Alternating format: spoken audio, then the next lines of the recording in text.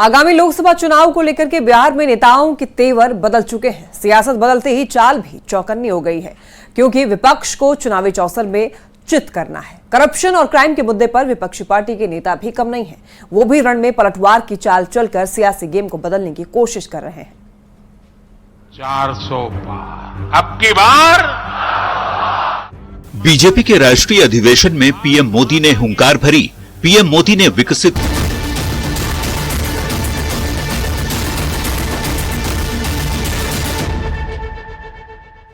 बिहार में सरकार बदलते ही सियासत भी बदल गई। नेताओं के तेवर में तल्खी आ गई।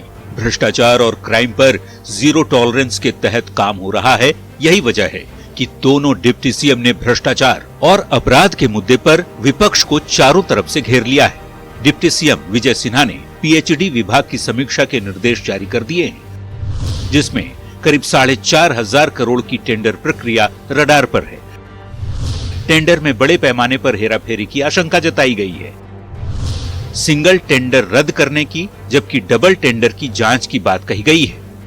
बता दें कि महागठबंधन की पिछली सरकार में पीएचडी विभाग आरजेडी कोटे में था और मंत्री थे ललित यादव। सत्ता में पहले जिनके पास ये विभाग था, राजद के लोगों के पास,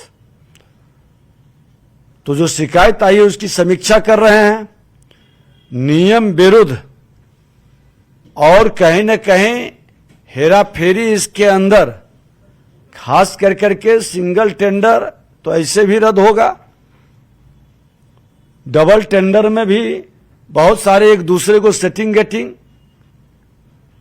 तो ये सारे चीज पर हम लोग गहन समीक्षा कर रहे हैं। भ्रष्टाचार के बाद सरकार की चाबुक संगठित अपराध पर चलने वाली है। तभी दूसरे डिप्टी सीएम सम्राट चौधरी सदन में ताल ठोक कर कह रहे हैं कि एनडीए के शासनकाल में संगठित अपराध की कल्पना तक नहीं की जा सकती। सम्राट लालू राबड़ी के शासनकाल को कुछ इस अंदाज में बयां कर रहे हैं।